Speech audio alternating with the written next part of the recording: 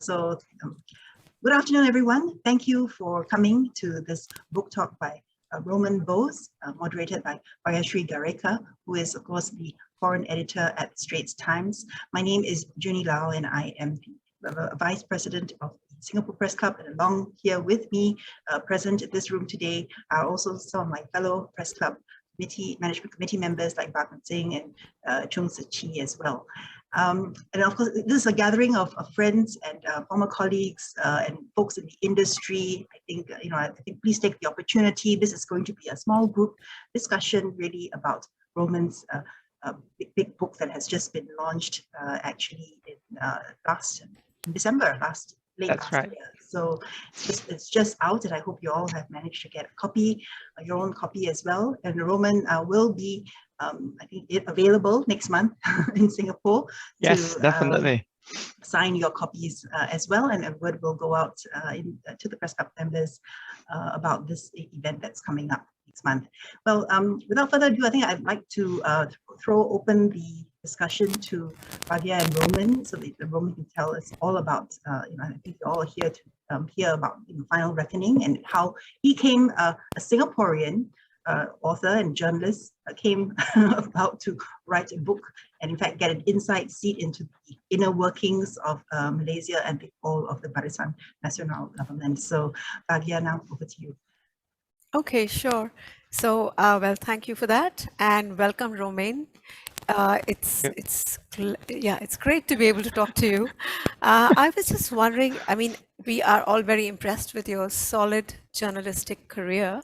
So while I have a question already as to why you made the switch to the dark side, if I may say so, but you did, and I know you have a chapter on it, but I thought you could tell us a bit about that and use that to also tell us a bit about your journalistic career. So, we're all familiar with you. I didn't know, for instance, that you were in ST as well, and you've named some of my colleagues who are in the newsroom these days with me. And so I didn't know you were here as well. I knew you were with CNA. I didn't know you had a history with ST as well. So how about that? Tell us a bit about yourself. Sure. I mean, that's a very long history, and I can go on for hours, but I'll make it very short. After I left national service, and when I served national service, Robert Consencio was actually here. I served in public affairs, not in his branch, but in the one very closely located next door to him in the same office. So after leaving public affairs, I had applied for a job with the Straits Times and with SBC at that point. And before I'd gone in to do my national service, when I was studying at the university, I'd applied for an internship at the Straits Times, and that's where my connection with the Straits Times began. I actually had an internship with them, and Felix so extended that for 2 years in a row, which was not very common, because normally still after as an intern. I hope he hiked your pay. No, that's Felix for you. I mean, nothing. I mean, you just, as you know, if he says something is good, I mean, that's like awesome. I mean, just the word good coming out of his lips is amazing. As you would know, he would make lots of people cry in the newsroom. Yes, I did have. Yes, I worked with him too. For some years. Sometimes with good reason, but very often, very, very tough personality. But he taught me the craft of journalism, and that's where I got some of my biggest, one of my biggest scoops on the battle box in Singapore. It was working under Felix and doing that. So I completed my studies and did my national service. And upon finishing my national service, S. Ramesh, who was at that time with SBC News. I mean, I'd see him very often on the ground, and he said, "Hey, why don't you try applying for TV?" He saw some of our defense news attempts at video, which were a joke, unfortunately, back then. We had no idea what TV was like. So he said, no, come over and learn how to do real TV. So I applied to SBC.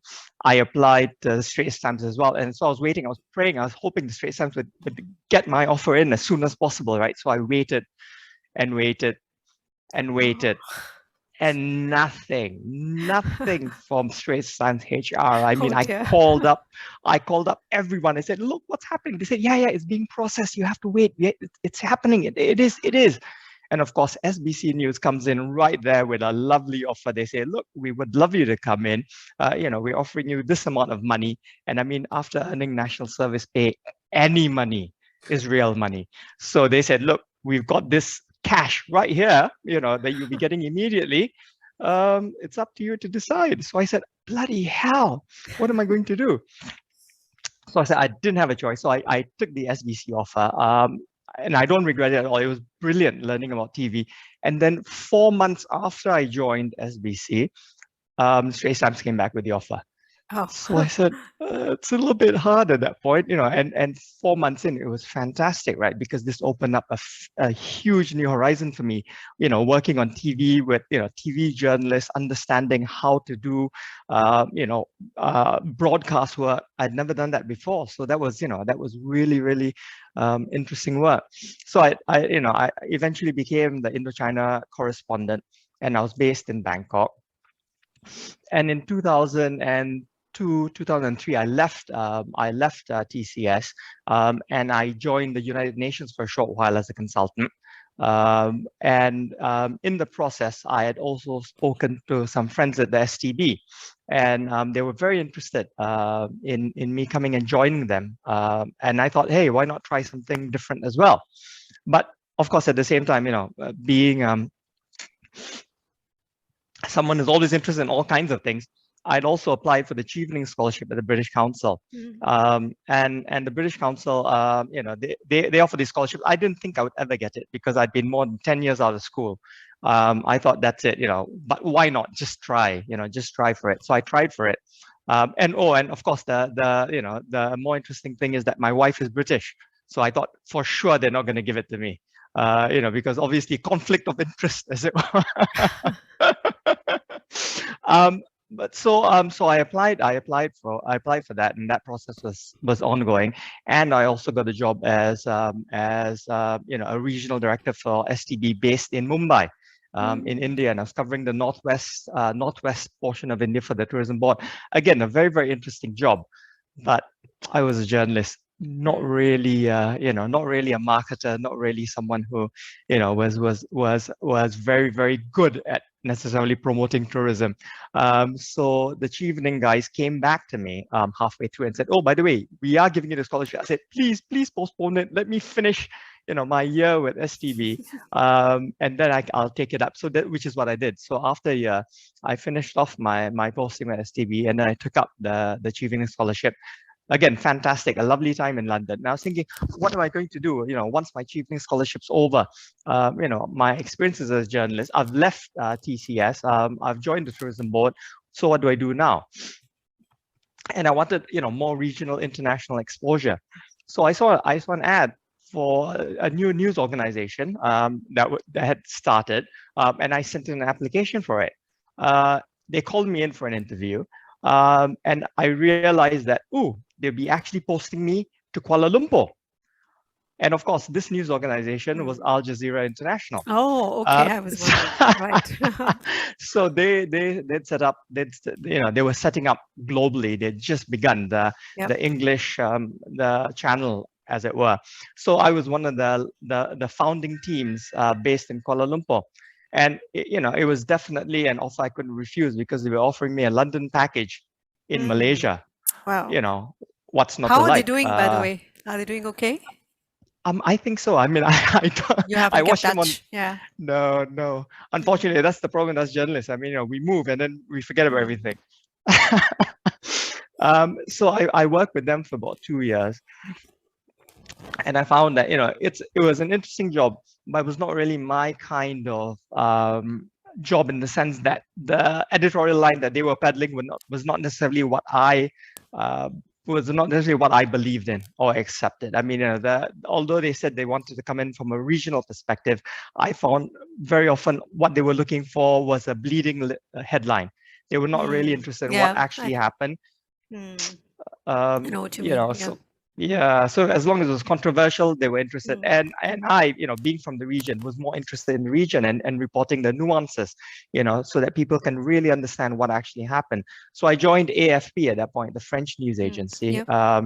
and my very good friend Bobby Coloma, whom I met in Singapore, all those years ago, covering the John Martin Scripps trial. I don't know how many of you remember that, but that murder trial back in the 1990s. So he said, "Yeah, great, join us. We've got we've got a position available in Kuala Lumpur, and you can fill it."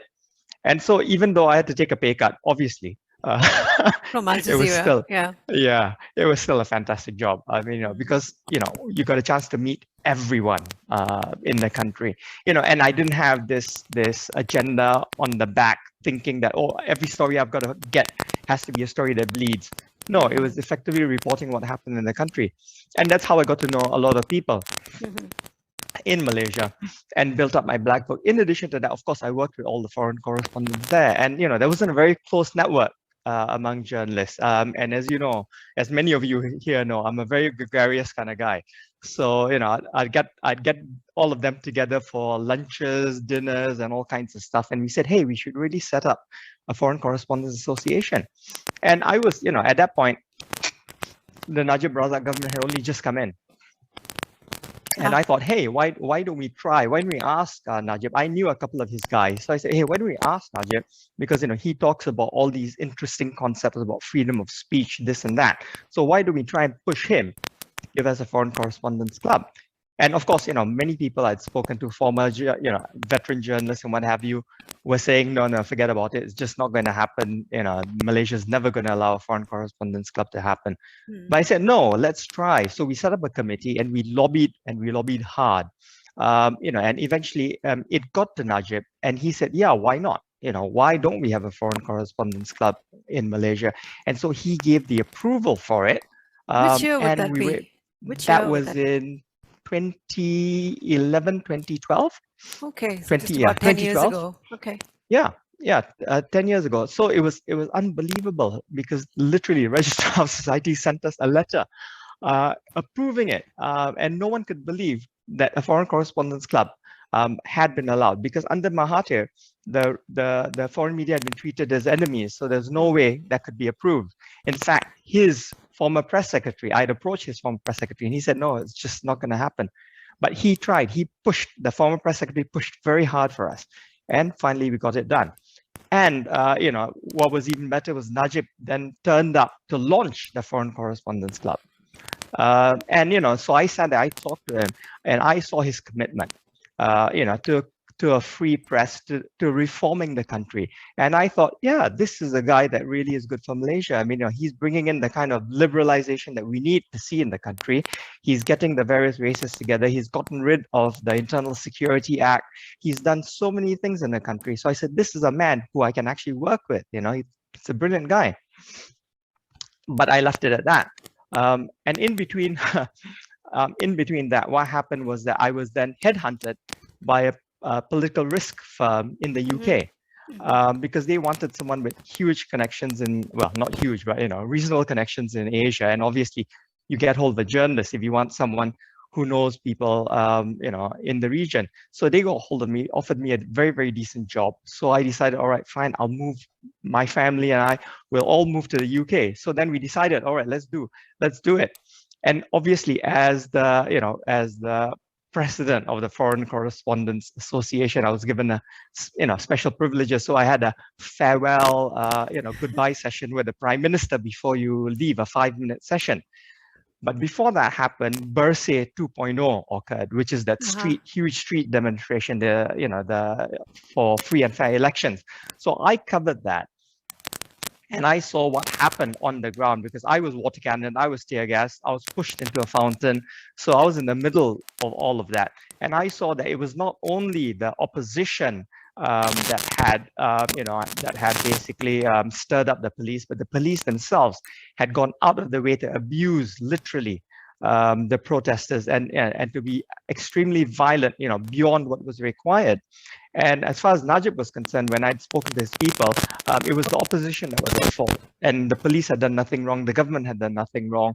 Everything was fine. So I said, that's nonsense. I mean, and I said, he needs to be aware of what actually happened. So after speaking to a close friend of mine, I actually drafted a paper that I gave to Najib when I met him. I said, look, Dr. Sri, I'm not sure if you're aware what actually happened during Barisan, but this is what happened, and this is how the media really views it. This is how people on the ground view the situation, as opposed to what you have been told. So he sat down there and he looked at the document, and what was supposed to be, I think, a 10, 15-minute meeting ended up being a 40-minute meeting. When he went through, and he said, look, can you continue to give me your input on these things, your ideas on how we should change the things that we should do. I said, sure, I can. Because his first move was, can you work for me? I said, no, I can't. I've just accepted a new job in the UK. My bags have been packed. The movers have taken everything out of the house. We're headed to London. So he said, all right, in that case, then, if you don't mind, every couple of months or so, if you can come back, we can have a chat or what have you. So then he gave me his email address and his mobile number, and he said, get hold of me at any time. And so that's how the relationship began. It began very, very small. Every other week I'd be sending him a message or an email, and then it became every week I'd be sending him messages about what was going on in Malaysia. So in the daytime I was doing my day job, and in the nighttime I was observing what was going on in Malaysia and giving him my input on what was happening. Right. And so that built up over time. Because I looked at the scenario, I told him, look, the problem here is that you really don't understand what's happening with the youth in Malaysia, because that's basically what's going to affect elections. And even today, that's what's going to affect elections in GE15, the youth vote. I said, we really need to better understand the youth. And that was the start of social media in Malaysia, 2011, 2012, 2013, when everyone was getting onto Facebook, Twitter. Instagram had only just started. They hadn't gotten on this Instagram yet, but it was Facebook, Twitter. These were the main, and YouTube, of course, the main sources of social media that people were on. But the Malaysian government at that point still hadn't realized the import of it. The opposition, on the other hand, had. They were tweeting on a regular basis. They had huge numbers of blogs, Facebook postings in order to shape the Twitterverse or the social media space, as it were. So then I helped develop software for him to actually analyze, not Cambridge Analytica kind of software, because those guys are quite sophisticated and they go into people's accounts. This was all public domain stuff, everything that people publish publicly, and there was so much of it. It was amazing how much of stuff that was up there available freely on social media. And all you needed to do is analyze it in order to understand how people related or reacted to issues. And you could also forecast how people will react to other specific issues or policies. And so that's how I began helping him and working for him. And from what I saw, from the things that I saw, he was definitely trying to make a difference. But he was stymied very, very often on many, many fronts. Okay, that's not to say that that's not to say he's innocent, by the way. Yeah, I'm just saying that that's what I saw. That's it. Yeah, please. Oh, no. I just interrupted you there because I think, I mean, you've given us a very fascinating account. And as journalists, I think we're very glad to hear about all this. And of course, we like it when one of ours does well and has a good book out. And I have to say, you have the gift of timing clearly, because your book is came out actually as Malaysia has gone through a round of state polls. And next month you have Johor, a very promising and interesting election coming up in Johor next month. So I was thinking this is where you're probably, and you would know better than most of us here, is this where we're going to see the next chapter in, Malaysian politics unfold, and where UMNO and Barisan Nasional might be back in driver's seat. So, well, is that going to be your next book, Romen? Well, that's a very, very good question. I mean, the elections in Johor definitely will be, bellwether elections, because obviously that's the home state. That's where UMNO was born. Yep. In the state of Johor. They can't afford to lose in Johor, which they did lose back in GE14, which I predicted, by the way. So, yes. Anyhow. That's in the book. Yes. but more interestingly, Johor is interesting because now we have to understand what the dynamics are going to be. It's very difficult, given the current dynamics in Malaysia, to see how any party is going to succeed unless the Malays themselves remain united, because the Malays are so divided into so many different parties. Now that UMNO has decided not to go together with PAS, UMNO has decided to go it by itself. I mean, that's a very bold and ambitious move, and they obviously believe that they have the ground, they command the ground, and that they can form the government by themselves. But the problem in Malaysia is that unless the Malays are united, it is very difficult for any of these parties to actually succeed, which means that a deal might have to be worked out with some other parties in order to work in Malaysia. So I'm really looking forward to what's happening in the Johor elections, because I can't see any of these guys actually forming a majority unless they actually do a deal with one another, unless UMNO has got some hidden card under their sleeves and they're able to use. Otherwise, I suspect there will have to be some backroom dealings before elections in the state itself, I think. So actually, yes, that might be the case, although UMNO seems to be quite buoyant at the moment. And of course, we have to see how it does. But that leads us to our next question, actually, and I'd like your view on this, because you're such a long-time observer and you know half the political actors there. So when is the next GE going to be? That's I think no one knows the answer to the question. Ismail Sabri definitely doesn't, although Zahid and Najib might think they do. I don't think they do it either.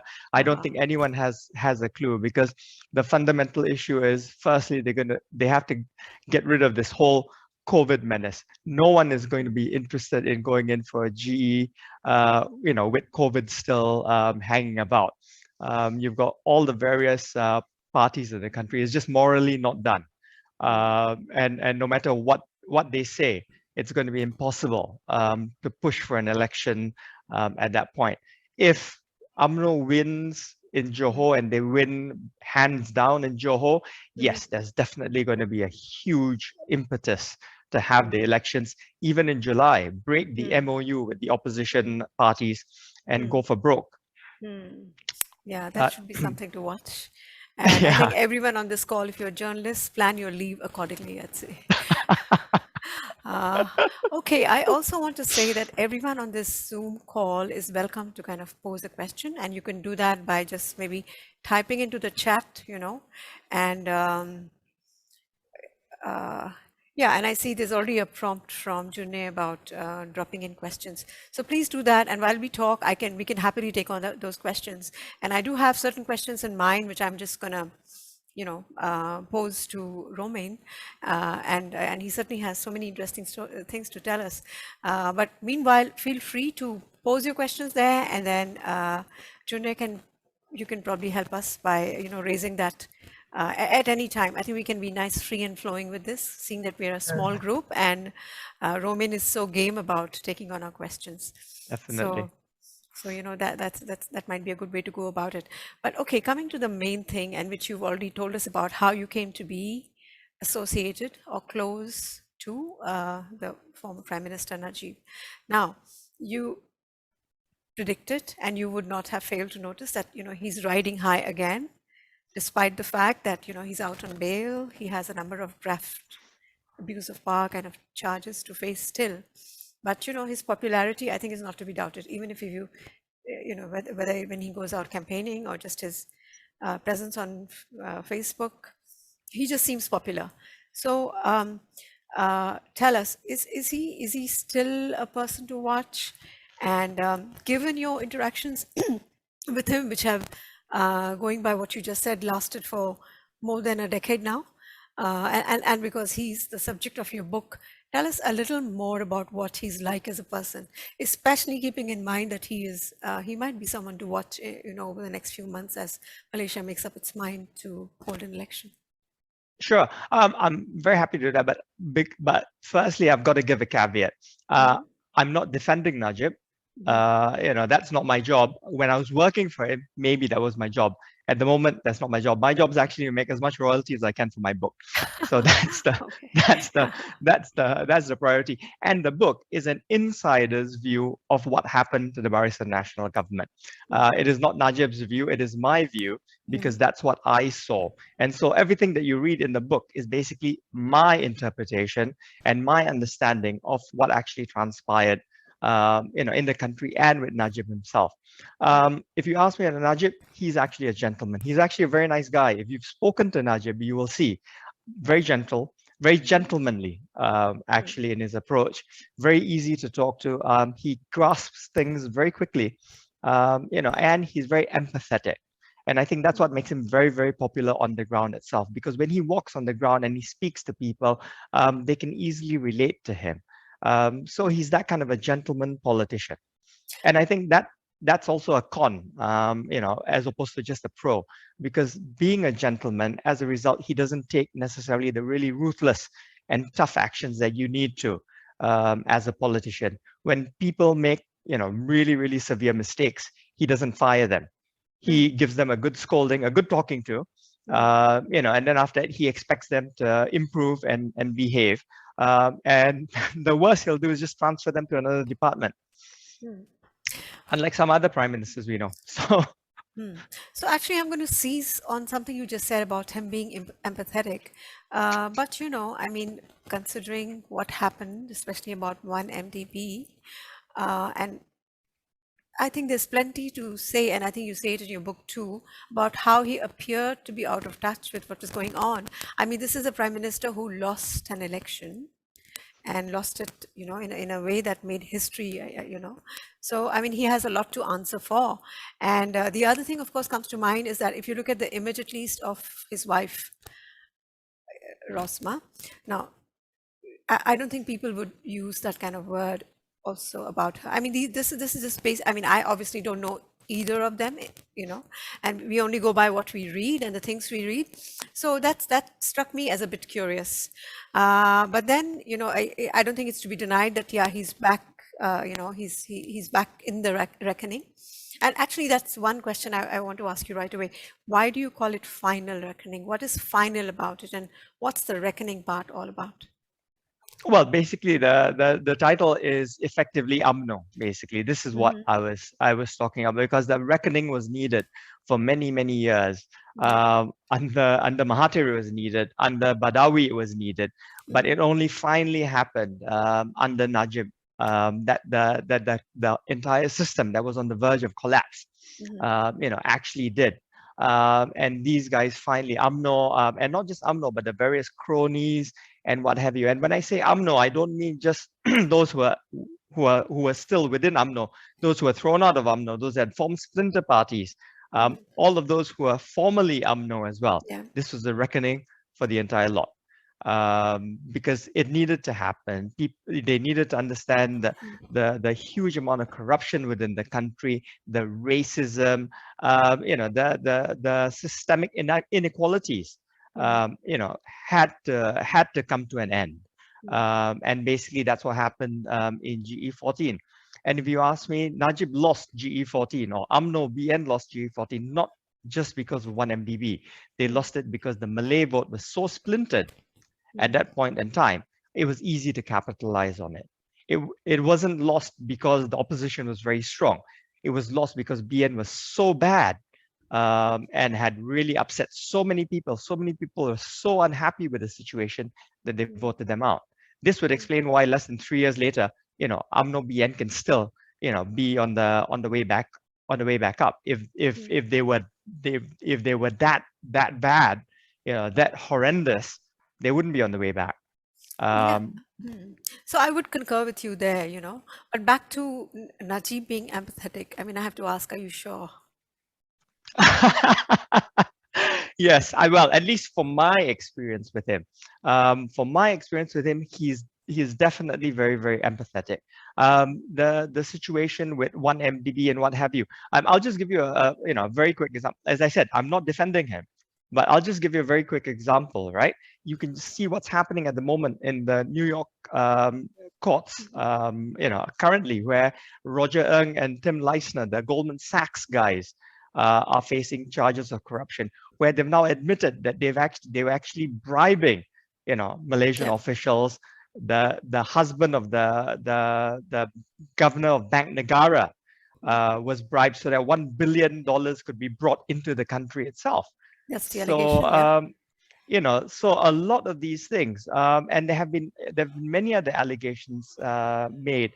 Not all, but clearly many of the advisors around Najib were on Jolo's payroll, or allegedly on Jolo's payroll. The MACC, Malaysia's Anti-Corruption Commission, investigated the governor of Bank Negara, investigated one of the ministers in Najib's cabinet, and allegedly came out with a document that shows the links, that shows that, from the first bond tranche, the minister involved made money which he had hidden in Singapore. And all this, the CAD in Singapore had informed Bank Negara in 2015, but obviously nothing has happened. So, I mean, the thing about 1MDB and what have you, I'm not saying, again, that Najib is not guilty of whatever. That's not what I'm saying at all. What I'm saying is that, is he the mastermind? No, I don't think he's the mastermind. Do I believe that he stole money? No, I don't believe that he stole money. Do I believe that he was set up? Yes, I do believe that he was set up. Do I believe that he was aware of some of the things going on? He might have been, he might not have been.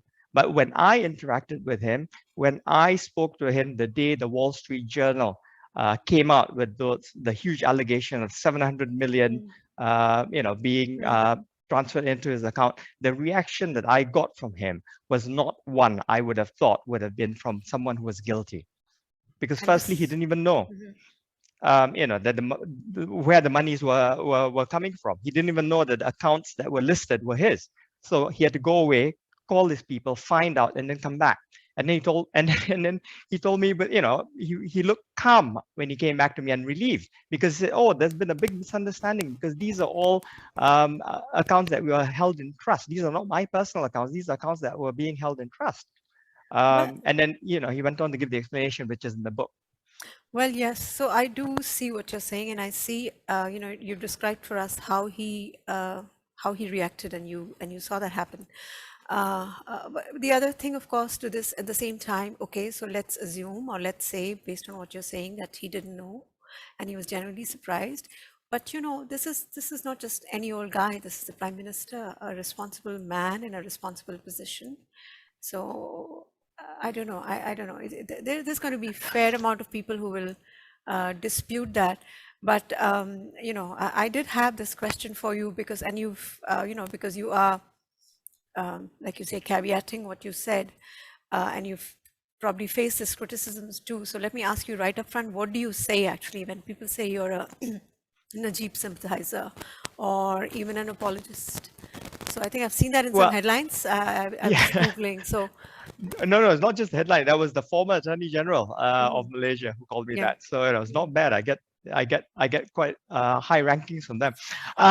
No, it's they can call me whatever they want. The first line of my book says, "Truth is stranger than fiction," and what I'm telling is the truth. This is what I saw as happening in the government in Malaysia, and he can call me an apologist or whatever. That's fine. But if you read the book, you can see I'm not really an apologist. If I was, I wouldn't have effectively shredded the system in the book itself.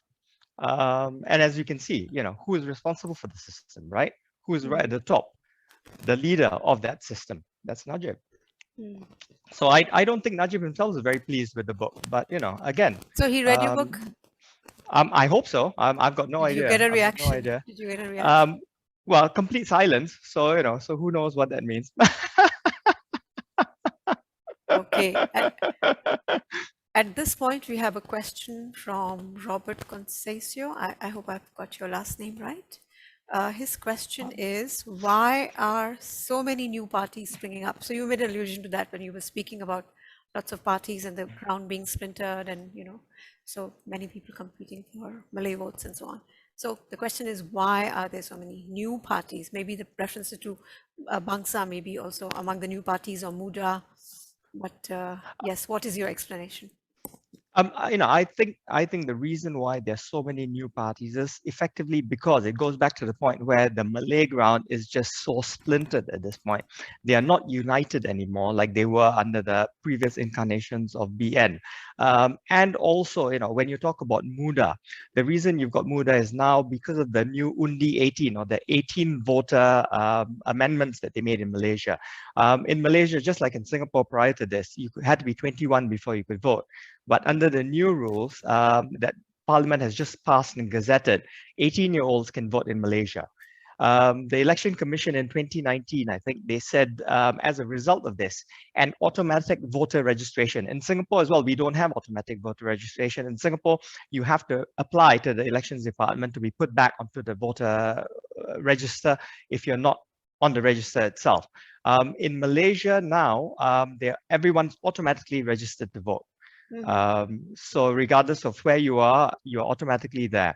As a result of that, the Election Commission said 7.8 million new voters, or 50% increase in the number of voters as a result of this Undi 18 and automatic voter registration. That's figure for across Malaysia, right? We're talking about across Malaysia. Across Malaysia, across Malaysia. But that's 50% of those who vote in elections. So that's a huge number that's increased in terms of voters in Malaysia itself. And these parties like Muda are now trying to capitalize on this huge new population group in order to try and get seats.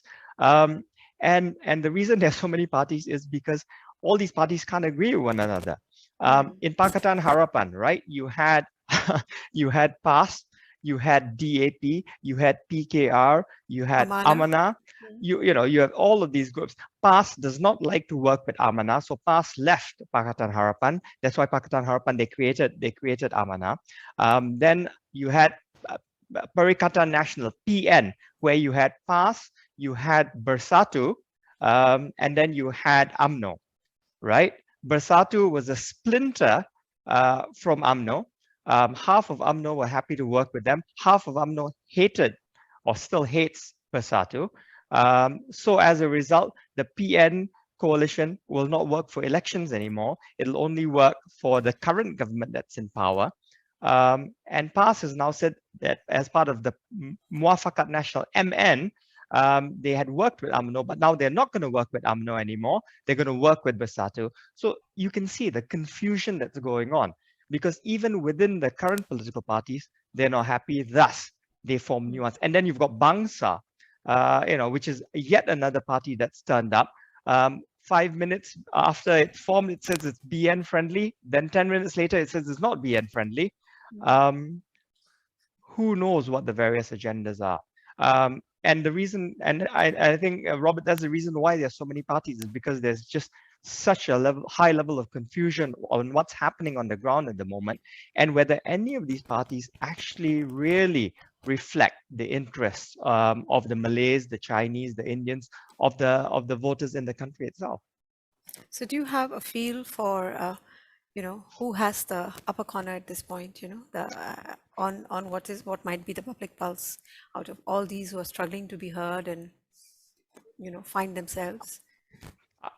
Yeah, I think the main parties are still going to be there. I mean, you're going to be seeing UMNO BN. You will definitely be seeing DAP as the main partner in Pakatan Harapan. PKR, yes, but not as much as DAP. PAS as well is going to be yet another very, very strong contender in that equation itself. The thing is, what you really need in Malaysia is because Malaysia is racially based. So what you really need in Malaysia is a really, really strong Malay party and a really, really strong Chinese party, and for them to do a deal. So that harks back to the social compact that Malaysia had back in 1957 when they formed, when you had the Chinese work with the Malays, come up with a social compact. The Malays were effectively, the political leaders, and the Chinese were the captains of industry, and you would then work together to build a nation. But all of that's been completely splintered, fractured into so many pieces because the Chinese want more political power, the Malays want more economic power, and there has to be a negotiation, a renegotiation of that power arrangement in Malaysia if we want to see stability, prosperity for that country, I think. I'm just tempted to ask because you raise it. Does Anwar strike you as the person who can be that arbiter of, the rebalancing these relationships between the Malays and the Chinese, between those who want more political power or economic power, respectively? I think it's going to be quite hard for Anwar to do anything because if you ask me, I think after all these years, he's always been the bridesmaid, never the bride, and he's always wanted to be the bride, but he's just never had the opportunity. I think that chance has that time has passed for him. In order to bring this kind of a rapprochement, let's say, between Chinese and Malays, I think it's going to be quite hard for Anwar because we have to remember Anwar's history as well, right? Back in 1980, back in 81, he was an activist of ABIM, right? One of those staunch Muslim activist groups. He was the one also as education minister who brought in the tudong and this more weaponized version of Islam into Malaysia. And he was also responsible for getting in a huge level of these ABIM activists, really, some of them very pro-Wahhabi kind of activists into the lower rung of the civil service in the 1980s. And these are the individuals who are now in the top echelons of the civil service in Malaysia who have this really hardline Islamic position, right? So he's responsible for putting in these individuals who are now in power. And As they a remain result, loyal to him? Do you have any indication? These people? Well, these people, what people like what Robert Chin, referred to as the deep state in Malaysia. Who assist in disappearing pastors and individuals like that. There is a deep state in that sense in the country, and these are some of the individuals who are part of that deep state. I have no idea what the link is. I mean, Anwar tried to reform his image in 2004 after he was released from jail by Abdullah Badawi, and then he worked with Pakatan Harapan to push a reformist agenda.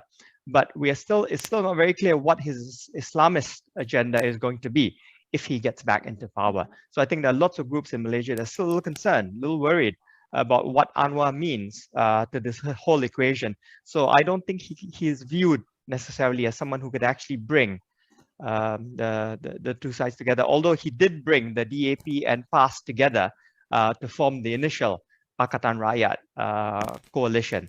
But the moment he was put in jail for the second sodomy charge, the whole coalition collapsed, as it were.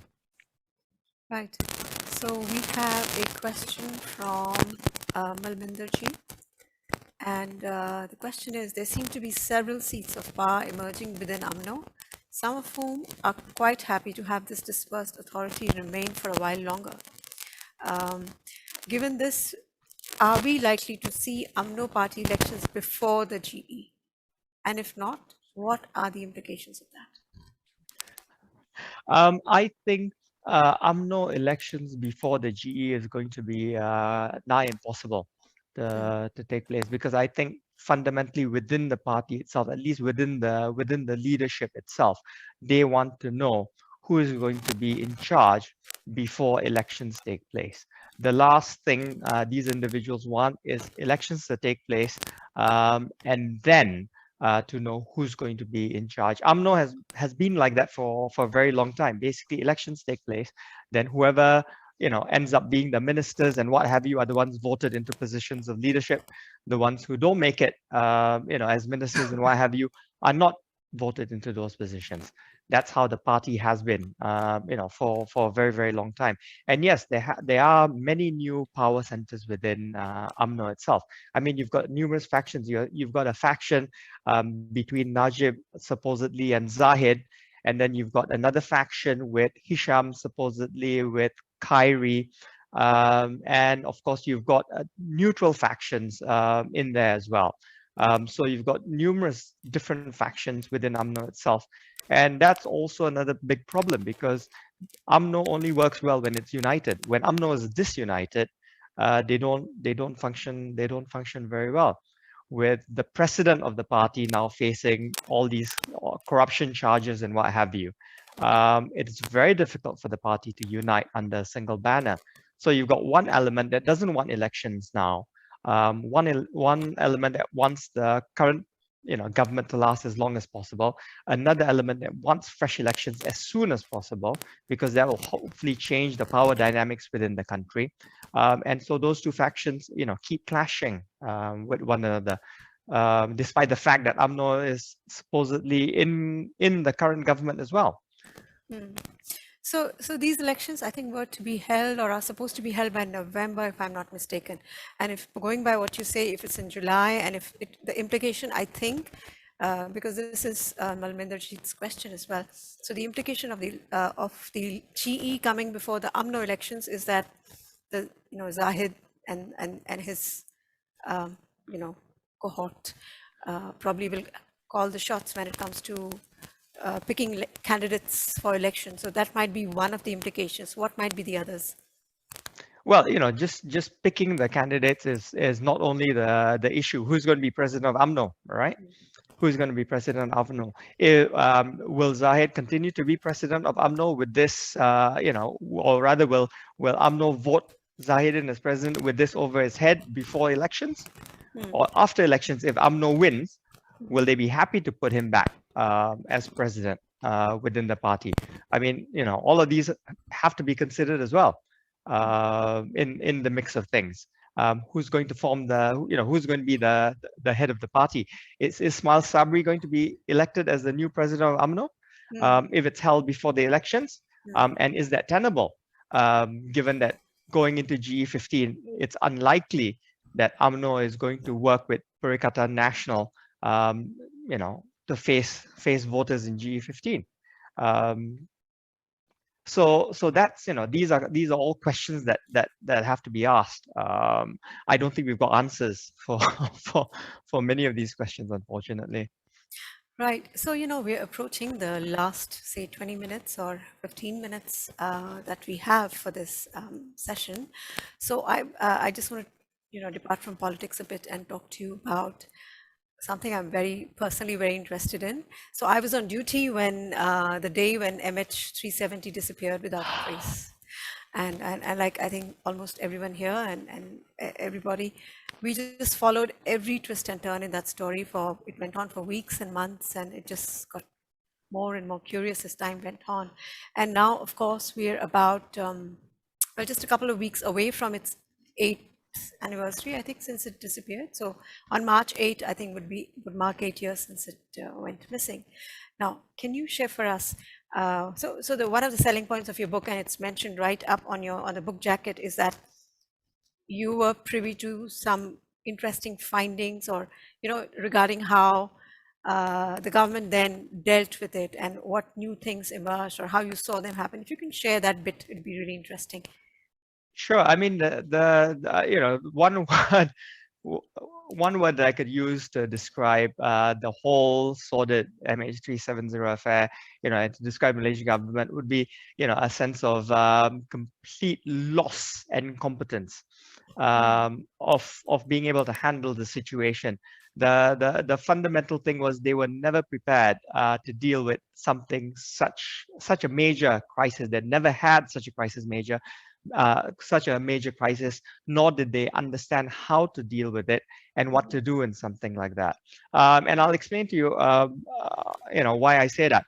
Because even from the beginning, even from the very beginning, it was absolute chaos.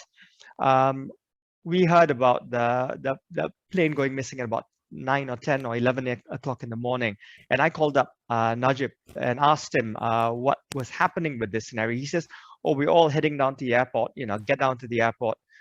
We need to get there and discuss it at the operations control center." Mm-hmm. Now, many people don't know KLIA, but those who do. Sorry, just back up a bit. So what were you at that point? You were... I was a consultant. I was basically a consultant. Okay. So I asked him, basically, would you like me down? He says, yes. So you were in touch with him on a day-to-day basis, probably hour-to-hour basis. Okay, all right. Well, before that, I mean, not hour-to-hour, but for the crisis, yes, definitely for the crisis. Sure.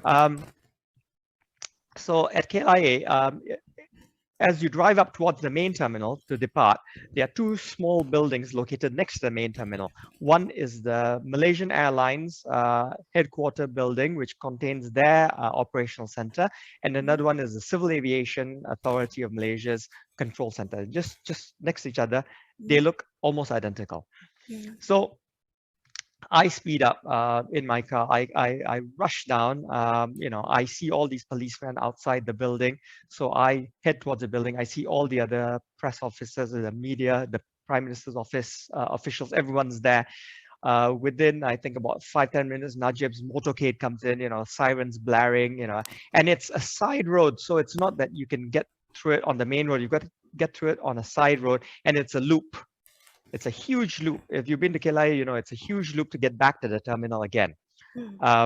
So the motorcade comes there, right? His security escort him out of the vehicle, straight into the building. He goes up the escalators. All of us follow in the back. Huge entourage, head towards the center. The doors open. He goes straight into the center. And I think there are about 6 or 7 people sitting around in the center. And he's looking around, and we're all looking around. And it seems very quiet, very calm for us to be an operational center, right? So then meekly, a manager comes up to me and says, Bhagyashree, I think you're in the wrong building. You should be next door. So about face, again, he heads down with with all his security and everyone down to his car. And it's next door. So he wants to walk across. Security says, no, you cannot walk across because of security. You have to get back in the vehicle. We've got to drive you around. So they take him back in the vehicle, drive him all the way around and back to the main building. Of course, the rest of us have no such security concerns. We jump over the bush and get into the building itself. But that's the level of chaos. That's the level of chaos and uncertainty that was going on, on that day itself. And then he enters the building, right? He enters the conference room where the discussion is supposed to be held, and it's jam-packed. And it's a very small conference room, jam-packed with people, with the door shut. There's not enough air in that place. So everyone's sweating buckets. And you've got all of these onlookers, hangers on, people just standing there to see what the Prime Minister is going to say, not people involved in the meeting itself. So then someone has to stand up and ask all these other people to leave the room, right? And the room itself is so small and so stuffy that the door has to be left open. And it is so noisy outside because all these guys are trying to get confirmation about what's happening, on the main floor of the operation center. And all that noise is coming into the room. So it's impossible to think with all of that going on. So, I mean, that's the way that they had to deal with this, in the midst of all this chaos. And then he's sitting there and Najib's asking them, so do we know what happened to the plane? And no one can give him an answer. Right, even the Air Force chief, right? Air Force chief says, "Yes, sir, we've tracked an aircraft that that has gone from one side of the peninsula to the from the Isthmus of Kra side to the South China, sorry, to the Malacca Straits side, right?" But he said, "Okay, great. Is that so? Is that the aircraft?"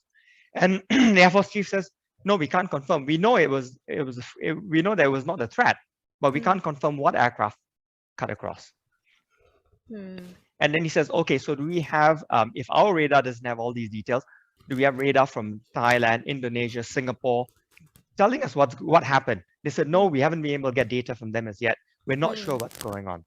So the reason why Najib had delayed his press conference for more than 8 to 9 hours from when the event happened was because they had no details. At the operation center, they literally had no details that they could confirm.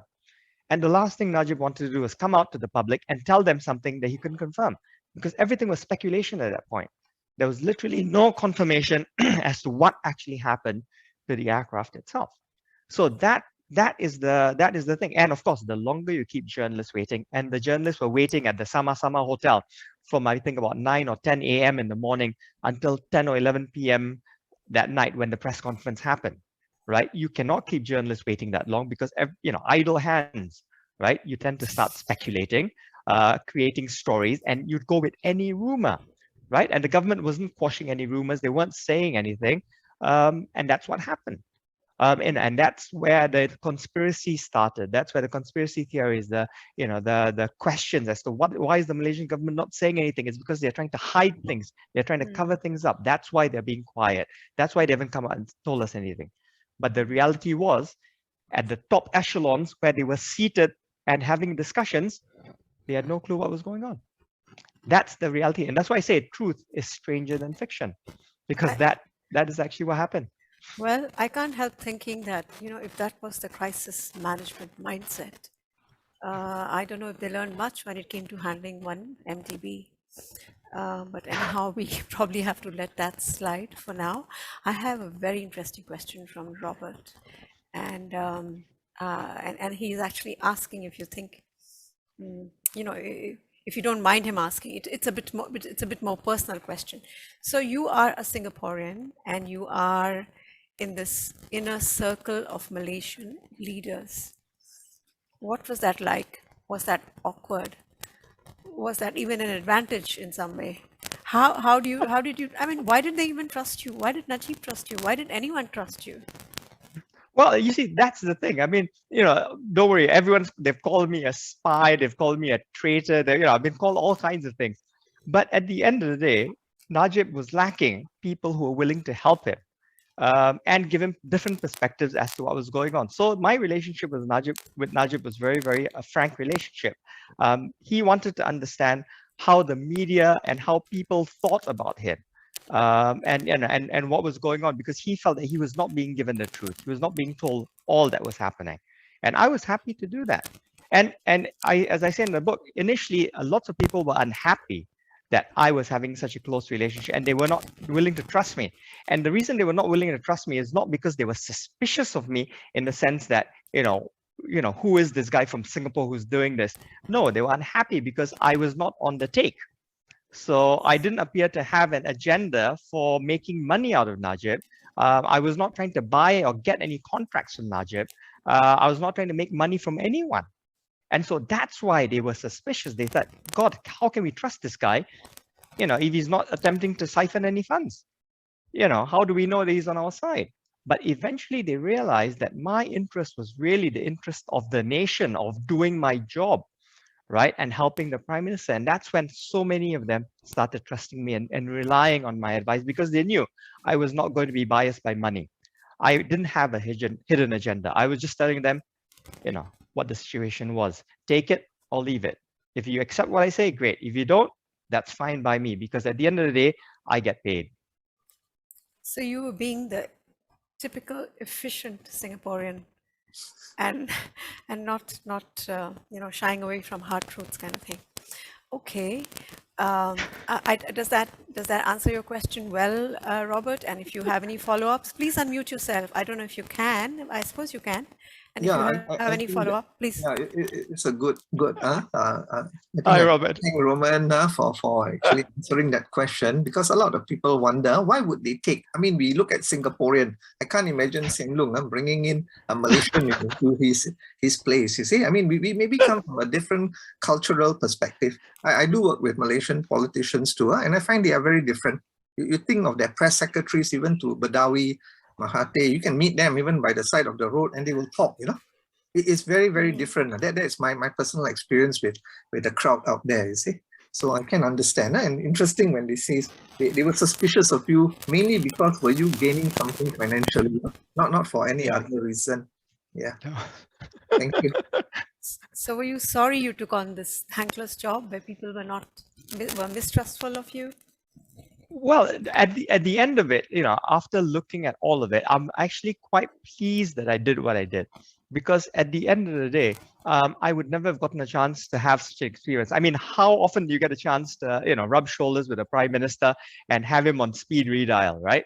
That was fantastic. I mean, and of course, you do all of this, not as a newsmaker, but basically as a person, as a consultant, someone who practices your job. Which is why when I came out with the book, there were so many people who asked, who is Romen Bose? Who is he? Which I was very pleased with, because that's the job. I'm not the newsmaker. I'm the person who helps the newsmaker make the news. And that was it, you see. So I was very pleased with that. I mean, of course, it was very traumatic when they lost. Who wouldn't take it personally? I mean, you helped this guy for so many years, and they botched it up. But it's not all on my shoulders. I mean, I tried and helped as best I could, but it is what it is. But being Singaporean and this being Malaysia after all, did you feel any,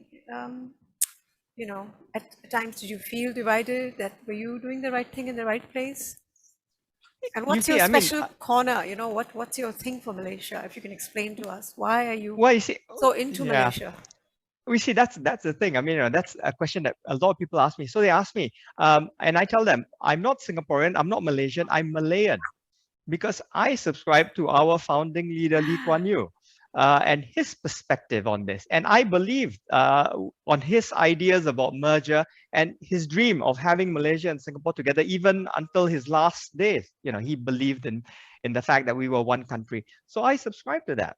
That doesn't mean I wasn't suspicious. I didn't view them, with suspicion, or analyze what was being said and what have you. But my understanding is that basically this is one country, whether you're north, south, whether you call Singapore state of Malaysia or whether we call Malaysia part of Yishun GRC. It's no different as far as I'm concerned.